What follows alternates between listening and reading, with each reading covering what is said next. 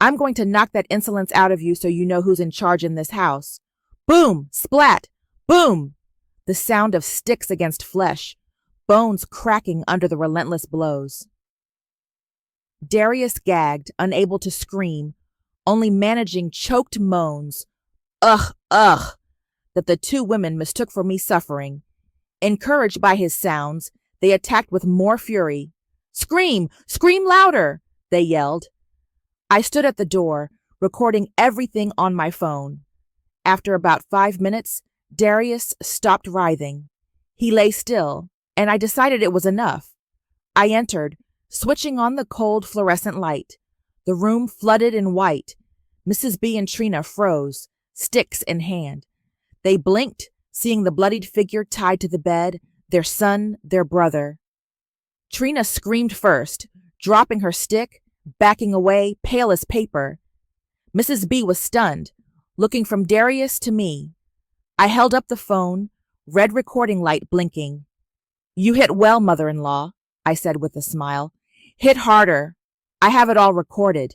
You and your sister-in-law just committed felony assault, an organized crime with weapons against your own son and brother. Mrs. B staggered, collapsed, and peed herself. The room filled with the acrid smell. Darius moaned on the bed, Trina's terrified breaths filling the room. Calmly, I patted Trina's pale cheek. Sister-in-law, if you're done hitting, call an ambulance for the victim. You probably broke your brother's bones. Trina stammered, realizing the trap. I explained. I tied Darius, but only asked for help to hold him. I never told them to strike him. They did it voluntarily. I turned to Mrs. B, still on the floor. Mother-in-law, what now? 911 first or paramedics? I didn't wait. I called the police. Hello, precinct. This is Lisa Rakes from Eastside X Street. Serious felony assault just occurred. Victim, Darius. Aggressors, Mrs. Bea and Trina. They struck him with sticks, possible broken bones. Hurry. Then I called an ambulance. Patient suffered group beating. Suspect broken ribs and head injury. I dragged a chair to the living room, sat in front of the bedroom door, arms crossed. Mrs. B finally reacted, realizing what she had done, screaming, Crazy demon! You ruined my family! She lunged at me, but I held up the phone. Hit me more, mother-in-law. Hit me too. Combo. Police will take all of you together. Trina ran to the room, shaking Darius. Brother, wake up. Don't scare me. Siren sounds announced police and ambulance arriving simultaneously. Neighbors peeked, curious. 2 officers from yesterday appeared, this time with security agents. Who is Mrs. Rakes? The older officer asked. That's me, I replied. What happened? Another fight? No, I said. They fought among themselves. Paramedics rushed in, stunned at the sight. Darius, bloody, crumpled, tied. Who tied him up? I did, I said. He tried to hit me. Self-defense. And after that? Nothing. I asked his mother and sister for help, not realizing they'd attack him. Trina shouted, You tricked us! I shrugged. Proof is here. I played the video. Officers and agents watched, horrified by the brutality. Mother and sister attacking their own son. The older officer, experienced in decades of violence cases, went pale. He turned off the video. Enough. Mrs. B, Trina, the video is evidence. You will accompany us to the precinct. I'm innocent. She tricked me, Trina yelled. You'll declare that there, the officer said, handcuffs ready. Mrs. B fainted. Paramedics attended. Then she was taken to the precinct. Trina was taken screaming, cursing. Neighbors whispered about the Rakes family, mother and daughter hitting the son. The daughter-in-law, so calm. Justice had arrived. The next morning, the house was strangely silent. Darius was in the hospital, Mrs. B and Trina in lockup. News from the precinct confirmed. Felony assault charges with clear evidence meant at least 7 days of detention. They could only be released if Darius dropped the charges. But Darius likely preferred the hospital to facing me alone in the house. In this eerie silence, only Sky, Julian, and I remained.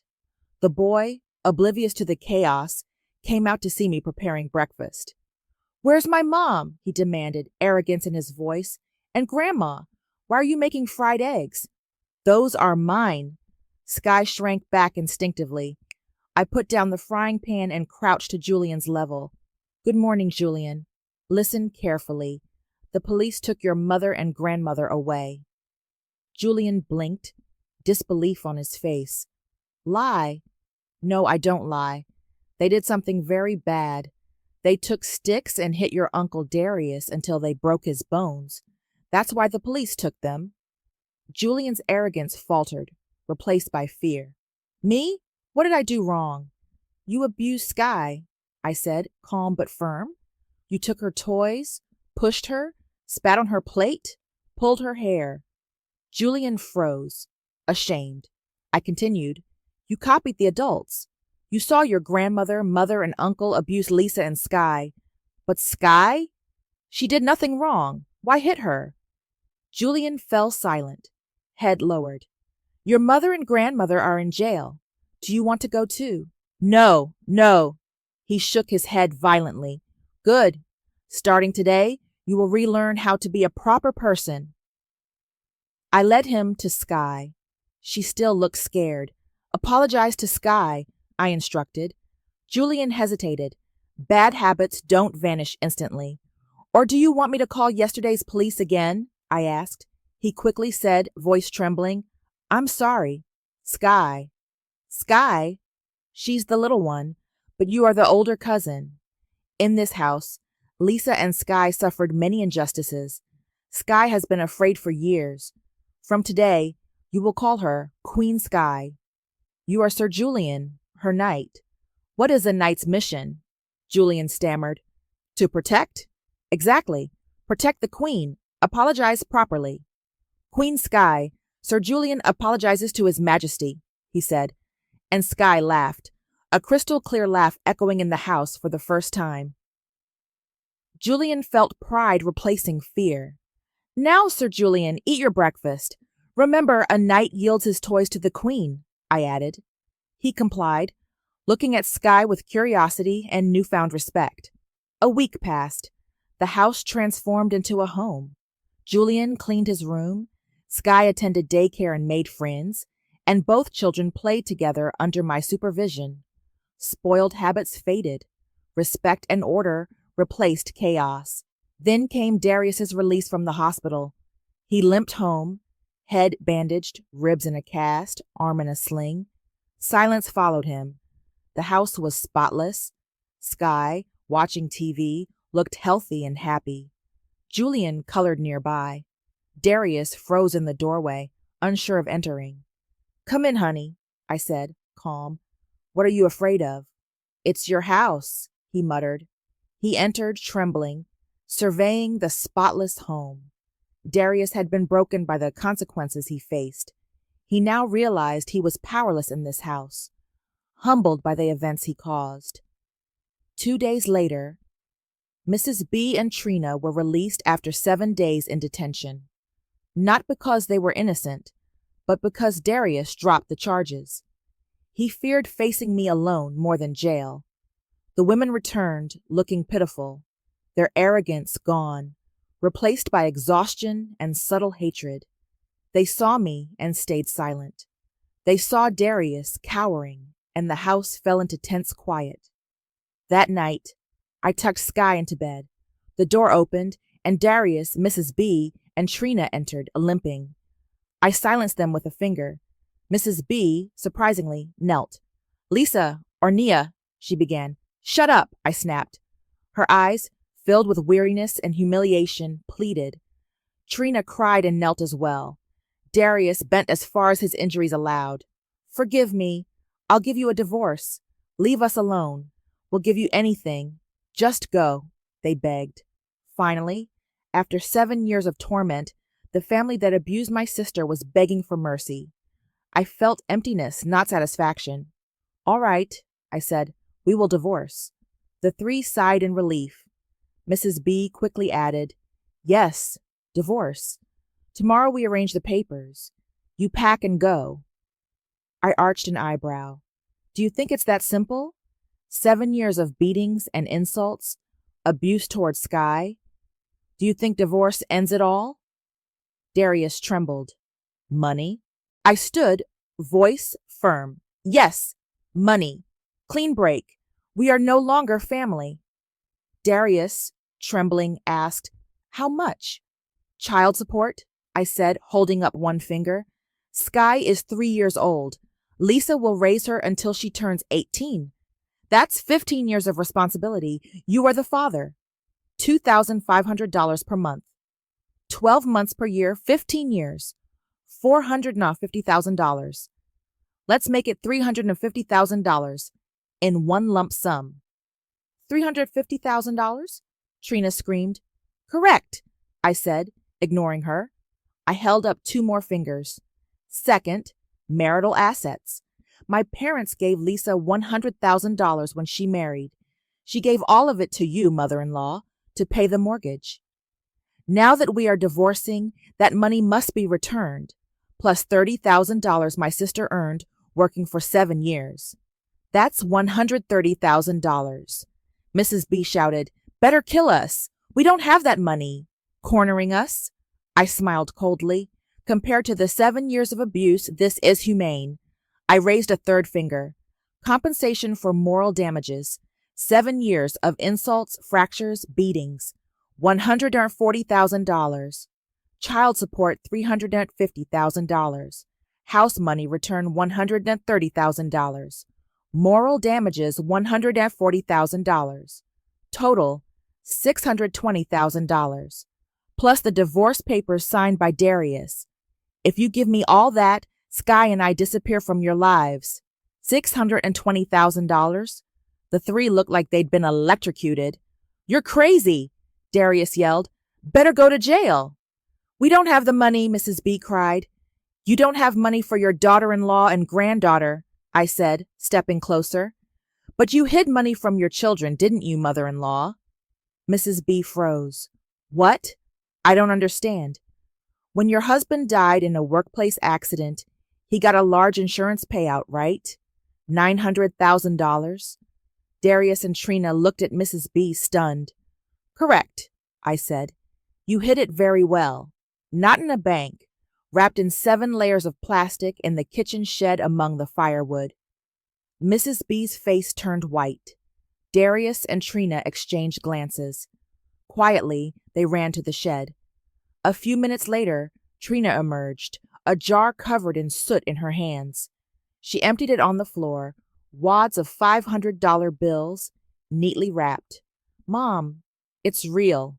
Darius stared at the pile, then at Mrs. B. You hid this from me?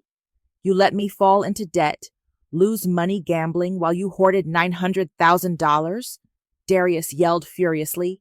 You old witch! Trina shouted, slapping him. He retaliated.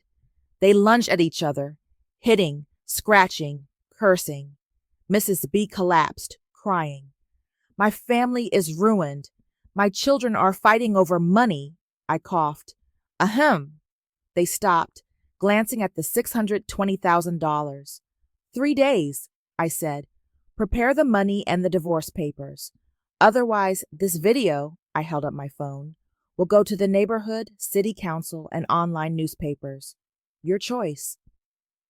3 days later, $620,000 in cash was delivered, neatly stored in a suitcase. The divorce papers signed by Darius accompanied it. The three looked beaten, exhausted. The last 3 days had been hell as they fought over the remaining $900,000 from the insurance payout. Here's the money and the papers, Mrs. B said tiredly. Now go. Disappear. I counted the money silently, took the papers, and collected Sky's belongings, a small suitcase already prepared.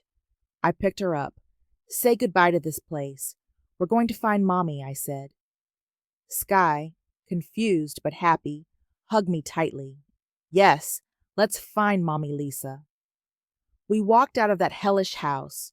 I didn't look back. A taxi took us to Crestwood State Hospital. Inside, the familiar smell of disinfectant greeted us. But today, I was no longer the crazy one who had escaped. I was free. In the common room, I saw flowers and a cake. Lisa, in her patient uniform, radiated happiness, surrounded by the hospital director and nurses. She ran to hug us. "Nia, you're back! Sky!" Lisa cried, kissing her daughter. The director explained, "Nia, my sister, was completely cured. Last week's psychological evaluation confirmed her stability. She was officially discharged." Lisa handed her the discharge certificate. We laughed together. The paper symbolized more than freedom. It marked the end of 7 years of fear. We were free. With the discharge certificate in Lisa's hand, we felt a weight lift from our shoulders. Freedom was finally ours. I held Sky's hand while Lisa clutched hers, and for the first time in years, we didn't fear a single thing. We had survived the cruelty, the manipulation, the torment. We had survived the house that had once been a prison for 7 long years. I picked up the suitcase with the $620,000. Lassa carried Sky. The hospital staff waved us off, smiling warmly. I whispered to Lisa, "It's our turn now. Time to live, truly live." Lisa nodded, tears still in her eyes, but for the first time, they weren't tears of fear. They were tears of relief and hope. We stepped outside into the sunlight. It was blinding, warm, and full of life. The world smelled of freedom, not oppression. The city noises, distant and muted, didn't frighten us. We were no longer trapped in a dark alley of pain. The entire world felt open, welcoming, and ours to claim. "Where are we going now?" Sky asked, her little face still showing confusion. "We're going home," Lisa said softly, looking at me for confirmation. "Yes," I said. "Wherever the 3 of us are together, that's our home." We hailed a taxi. The driver looked surprised to see a small child and 2 women carrying a suitcase full of money, but he didn't question us. "Best hotel nearby, please," I instructed.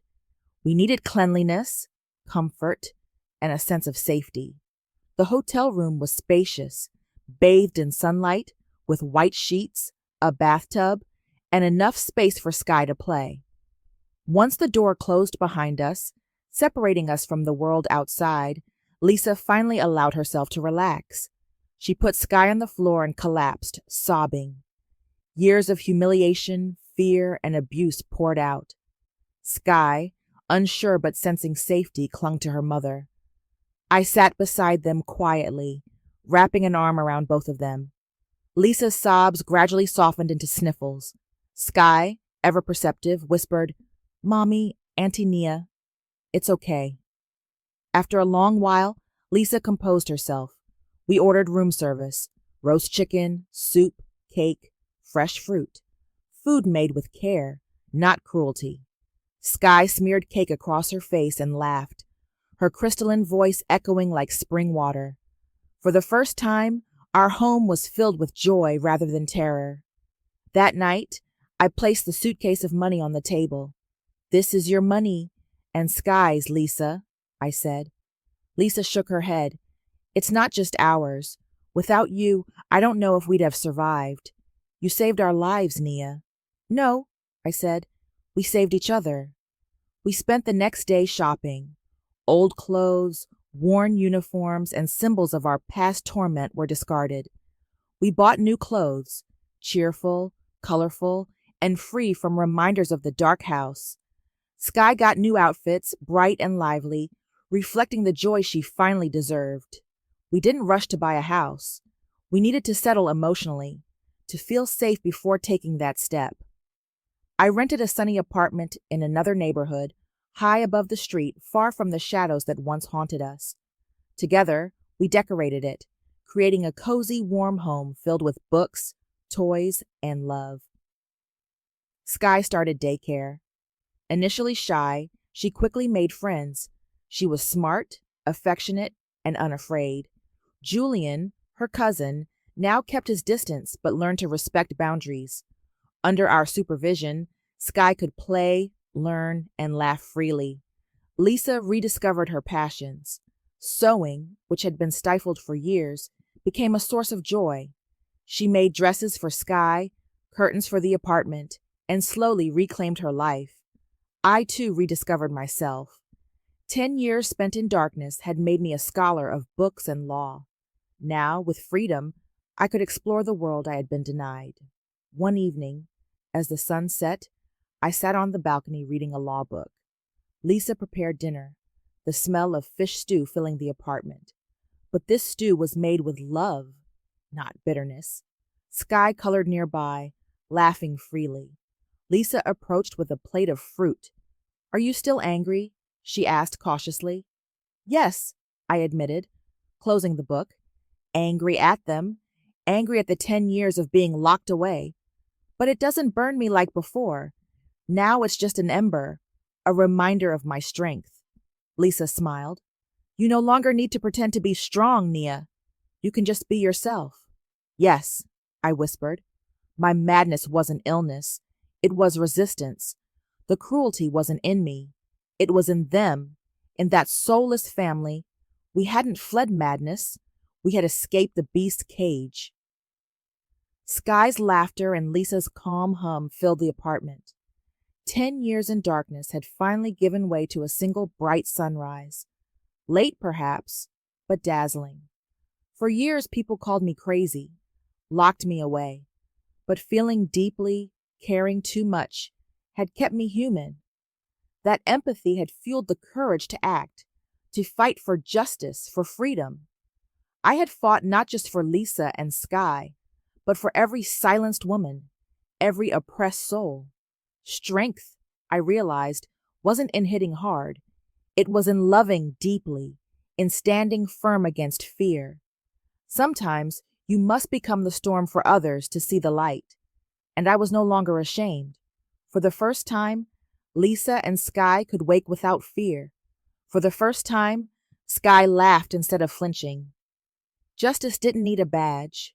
It sometimes wore your face, the face of someone who had endured enough. The following morning, I woke to sunlight streaming through the windows. It was a quiet, calm morning, the kind that felt like it had been stolen from us for too long. Sky was already awake, coloring at the small table Lisa had set up for her. The apartment felt alive, warm, and safe. No shouting, no fear, just peace. Lisa had started cooking breakfast. The smell of toast, eggs, and fresh fruit filled the room. For a moment, I just stood there and breathed it in, the sense of normalcy almost surreal. 10 years of pain had made me forget what this felt like. Sky looked up and smiled, her little face glowing with happiness. It was the first time I felt the weight of the past truly lift, replaced by the simple joy of the present. Over breakfast, we talked quietly, carefully avoiding the past for now, focusing instead on the future. Sky chattered happily about the friends she had made at daycare, while Lisa told me about her plans for sewing and designing small projects. It felt ordinary yet extraordinary, because ordinary had been forbidden to us for so long. After breakfast, I decided it was time to handle the practical matters. I called a lawyer to discuss the finalization of the divorce papers and the transfer of money. Everything had been agreed upon with Mrs. B and Trina, but I wanted legal assurance. Lisa and Sky played in the living room while I took care of these calls. Each step, each decision, reminded me that we were finally in control of our lives. Later in the day, we began to unpack. Sky's belongings went into the new drawers, her toys organized neatly.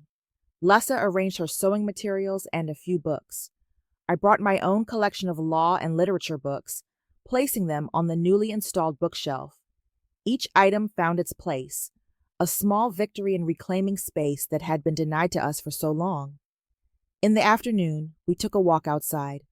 The streets were bustling, but they no longer intimidated us. For years, the world had felt like a trap, a place where danger lurked at every corner.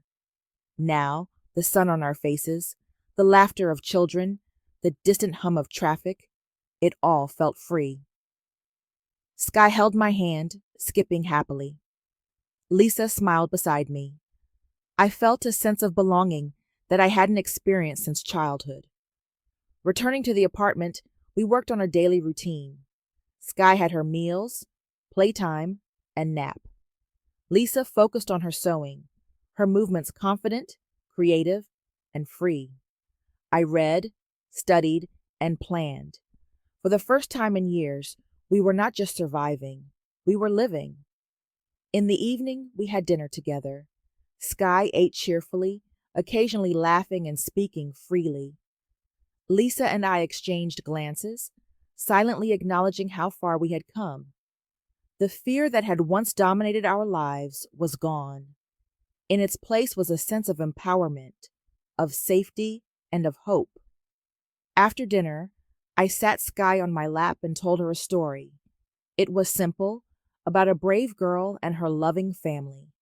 Sky listened intently, eyes wide, occasionally laughing at the funny parts. I realized then how important it was to nurture her sense of security and joy, to make up for the years she had been subjected to fear. Lisa joined us, and for the first time, I saw her truly relax. The tension, the fear, the exhaustion, all of it melted from her shoulders. She laughed, played, and interacted with Sky as a mother should, without the shadow of abuse looming over her. That night, I reflected on the journey. 10 years of darkness, oppression, and fear had finally led to this moment. Freedom wasn't just about leaving the house or gaining money. It was about reclaiming our minds, our spirits, and our right to live without fear. I had fought, and through that fight, we had all gained our lives back. As Sky drifted to sleep, her little hand clutching mine, I whispered a promise. We'll protect you, Sky. We'll protect each other. And no one will ever hurt us like that again. Lisa nodded beside me, holding her daughter, her face calm, her eyes full of determination. In the quiet, I finally allowed myself to breathe fully. The storm had passed, and we were the survivors. But surviving was not enough now. We were going to thrive. No longer caged by fear, we were free to build the life we had been denied for so long. And so began our new life. Not as victims, but as women who had endured the unimaginable and emerged stronger. We were no longer defined by pain or oppression. We were defined by courage, love, and the refusal to be silenced. The days that followed were filled with small victories. First smiles, first laughter, first moments of genuine peace. We learned to live again, to trust, and to cherish one another. Every day, our apartment became more than a house. It became our home. Every day, Sky grew happier and braver. And every day, Lisa and I discovered that the strength we had honed in the darkness could now be used to protect, nurture, and create a life worth living. Freedom, I realized, wasn't given. It was taken, and we had taken ours. The next morning, sunlight streamed through the tall windows of our new apartment, painting the walls gold. Sky woke early, chirping happily, as if sensing that nothing in this place could hurt her. Lisa had already started preparing breakfast. There was no fear in her movements, no tension gripping her shoulders, only calm, deliberate care. I watched her, my heart swelling. After years of oppression and abuse, she was finally free to be herself. Sky tugged at my hand, eager to show me her coloring. She pointed proudly at the little castle she had drawn, explaining the knights, dragons, and queens. I smiled and knelt beside her. That's a magnificent castle, Sky. And who protects it? She looked at me, then at Lisa, then proudly puffed out her chest. Sir Julian, I laughed. And who is the queen? Queen Sky, she beamed. Her little laughter filled the room, pure and crystalline, the first real laughter I had heard in years from her. It was a sound that felt like sunshine breaking through decades of storm clouds. Lisa poured cereal into Sky's bowl while I prepared mine. The routine felt normal, mundane even, but it was extraordinary because ordinary had been forbidden to us for so long. We ate together, sharing small stories and quiet laughter. There were no slaps, no shouting, no fear, just peace. After breakfast, I settled down to handle some of the remaining logistics. We had a small apartment, but it needed structure. Bills, legal matters, and the division of assets required careful attention. The money we had taken from Darius, Mrs. B, and Trina was secure, but I wanted to ensure Lisa and Sky would never again be left vulnerable. I made calls, drafted plans, and ensured everything was accounted for. Lisa supervised Sky's play while occasionally peeking over my shoulder to offer suggestions. Later, we went out for a short walk. The streets were alive with people, vendors, and children playing. Sky held Lisa's hand while I walked beside them. For the first time, I realized we could move freely without the constant fear of violence following us. The air itself felt lighter. Birds chirped in the distance, a sound we hadn't heard clearly in years. Lisa bent down to pick a fallen flower, twirling it between her fingers as if to test whether the world was real. I caught her gaze and nodded. Yes, it was real. The past had tried to convince us otherwise, but it was finally behind us. Returning to the apartment, we decided to organize the rooms. Sky had so many toys and books she had never truly used without fear of them being thrown or stolen. We created small shelves, set up her bed, and arranged her play area. Lisa unpacked her sewing materials, spreading them across a neatly prepared table. I placed my books on the tall bookshelf, feeling the comforting weight of knowledge and history around me. Each task, each act of organization, was a reclaiming of our lives. In the afternoon, I sat with Lisa and Sky, reading a story aloud. Sky listened intently, occasionally laughing at the funny parts and gasping at the exciting ones. Lisa smiled beside me, finally able to enjoy the small joys she had been denied for years. The apartment felt warm, full of love, laughter, and calm. It was almost impossible to believe that just days ago, our lives had been consumed by fear, abuse, and oppression. That evening, we prepared dinner together. Lisa chopped vegetables while I stirred the pot. Sky perched on the counter, offering suggestions and giggling. The smells in the apartment were now comforting, not suffocating. Each of us moved freely, smiled genuinely, and laughed without the shadow of past horrors. After dinner, Sky cuddled between us on the sofa. I held her tightly, feeling the rise and fall of her small chest. Lisa rested her head on my shoulder, letting out a deep sigh. We were safe, we were alive, we had survived horrors no one should endure, and yet here we were, building a life together. Later, as I tucked Sky into bed, she whispered, "Mommy, Auntie Nia, can we stay happy forever?" I kissed her forehead and smiled. "Yes, Sky, we will stay happy. Nothing can hurt us anymore." Lisa nodded beside me, holding Sky's hand. It was the first night we slept without fear, without shadows looming over us. In the silence of that night, I realized the true meaning of freedom. It wasn't just escaping abuse or gaining money. It was reclaiming our minds, our hearts, and our right to live fully. We had survived the storm, and now we were free to thrive, to grow, to live the lives that had been stolen from us. And as I finally lay down beside Lisa and Sky, I felt a profound truth settle in me. Strength was not in the battles fought outside, but in the resilience to rise again, to protect those you love, and to carve a life from the ashes of despair. We had done that, and we would continue to do so every day together. The following days passed in a gentle rhythm we had never known. The apartment, though small, became a sanctuary. Sky began attending daycare regularly, and each day she returned with new stories, new friends, and a brighter smile. The sparkle in her eyes was growing with every passing moment, a stark contrast to the fear that had once clouded them. Watching her play freely, without anxiety or restraint, filled both Lisa and me with a sense of fulfillment I could scarcely describe.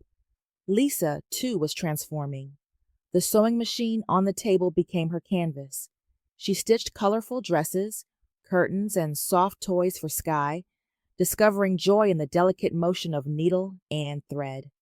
It was as if years of suppressed creativity and fear had been locked inside her, waiting only for the moment we could reclaim our lives. Her laughter, warm and musical, echoed through the apartment, a daily reminder that the horrors we endured no longer had power over us. I focused on regaining control over the legal and financial aspects of our freedom. The $620,000 we had secured from Darius and his family was carefully divided. Some of it went into a secure account for Sky's future, ensuring she would have her education and needs covered. Another portion was saved for emergencies, and a small fund was set aside to make our new life comfortable. New furniture, clothes, and books. Every dollar we spent was a symbol of reclaiming what had been stolen from us. One afternoon, Lisa and I sat by the window, watching the city below. Children played in the streets, couples walked hand in hand, and life moved forward oblivious to the battles we had fought. "Do you think it will always be this peaceful?" Lisa asked softly. I shook my head, smiling. "Life will never be without challenges, but we've learned something no one can ever take from us: our courage and our unity." She nodded, squeezing my hand. Sky's laughter became the soundtrack of our days. Even Julian, her cousin, eventually adjusted to the new dynamic. At first, he was hesitant and defensive, his past spoiling tendencies difficult to undo. But slowly, he began to understand that kindness and respect were expected in this household. He learned to apologize when he hurt Sky, to share, and to accept consequences. It wasn't perfect, but the seed of change had been planted.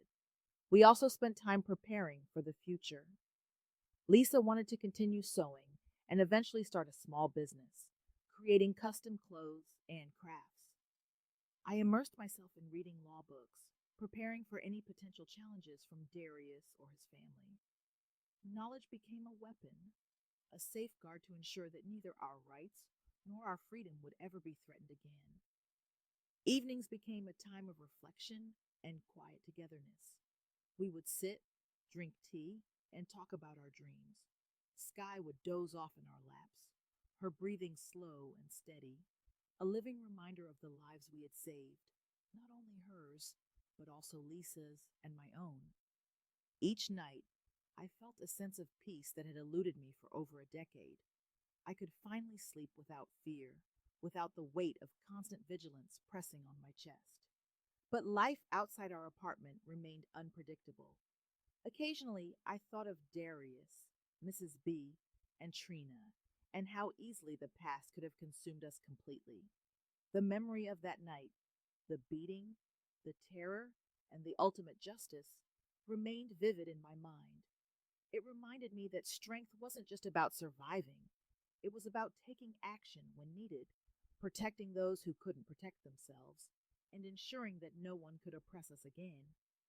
I also reflected on the psychological growth Lisa had achieved. The years of abuse and suppression had left scars, but now she was reclaiming her autonomy. Her confidence was blossoming. She no longer flinched at loud voices. She no longer hesitated to express her desires, and she embraced her life fully.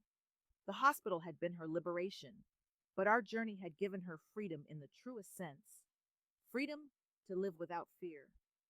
As we moved forward, I began to teach Sky lessons about courage, kindness, and respect.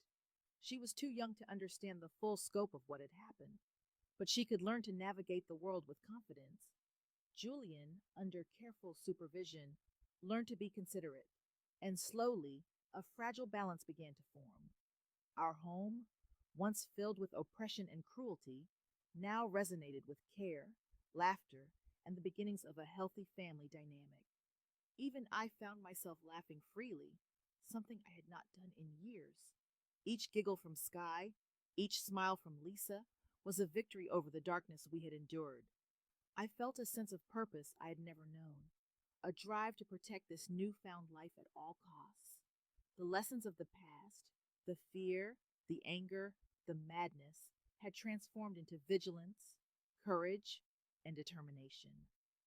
The sun set on our first week completely free. The light streamed through the window, casting warm shadows across the apartment. Sky's laughter echoed in the halls. Lisa hummed softly as she worked on her sewing, and I sat reading, finally at peace.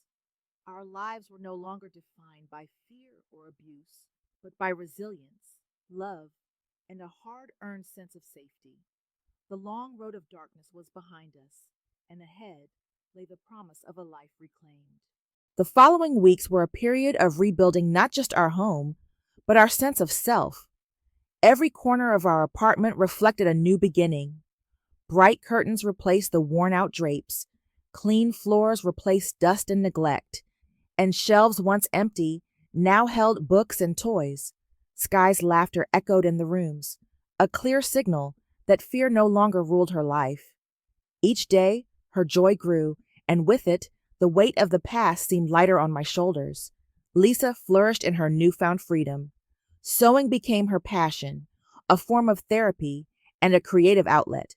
She made clothes not just for Sky, but also for herself, reveling in the sense of independence she had never truly experienced before. I watched her, amazed at the transformation. The years of silent suffering and fear had forged resilience within her, and now that strength shone brightly. It was as if the walls of our past had crumbled, leaving only the essence of who we truly were. Sky and Julian slowly adapted to a healthier rhythm. The knight and queen game continued, teaching Julian lessons in respect, empathy, and responsibility. He learned that aggression had consequences, and that kindness was powerful. Sky, once timid and fearful, now giggled openly, drew freely, and engaged with the world without hesitation. I realized that healing is gradual, a combination of structure, safety, and emotional nurturing. These small victories, though quiet, carried immense weight. Financially, the settlement we had secured allowed us to breathe.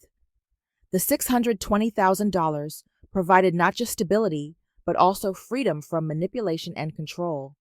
We invested carefully, ensuring Sky's future education and our day-to-day needs were covered. The trauma of past deprivations lingered, but now we had agency over our own lives. Every dollar became a symbol of reclaimed autonomy, a shield against the power the past held over us. One evening, while the sun dipped behind the skyline, Lisa and I sat together on the balcony, Sky asleep between us. "Do you think we'll ever truly forget?" she asked quietly. I took a deep breath, gazing at the fading light. Forget? No. But we don't have to carry it anymore. The fear, the pain, the control, it's behind us. We can move forward knowing we survived, and we prevailed. She nodded, tears glimmering, but not of sadness, of relief and release. We began to envision a future unbound by past horrors. Lisa planned small sewing projects, and I immersed myself in books, law, philosophy, and stories of courage. Knowledge became our armor, a way to ensure that no one could ever trap us again. Sky explored her world freely, encouraged by two adults who no longer feared standing up for her. Each day, our small apartment felt warmer, more alive, more like home. Eventually, the memory of Darius, Mrs. B, and Trina faded from daily life. Their threats, their violence, and their greed were behind us, contained within legal boundaries and secured by our vigilance. The past, though never completely erased, became a reference point, a lesson in courage, strategy, and the importance of protecting what you love. Sky learned from our actions, not just our words, that strength comes in many forms, and courage is essential when standing up against injustice. The most profound change was internal. I no longer defined myself by anger or madness, nor did Lisa. We had learned that survival required not just endurance, but calculated action, self respect, and fierce protection of those weaker than us. Our freedom was more than physical, it was emotional, psychological, and moral. We could finally breathe, laugh, and dream without the shadow of oppression looming over us. One morning, months later, we hosted a small gathering for close friends. Sky ran freely across the apartment.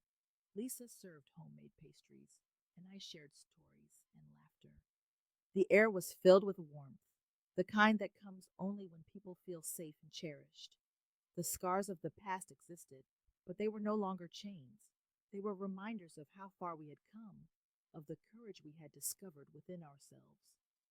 As the sun set on our lives in that apartment, I realized that the true victory was not the money, nor the legal victories, nor even the downfall of Darius and his family.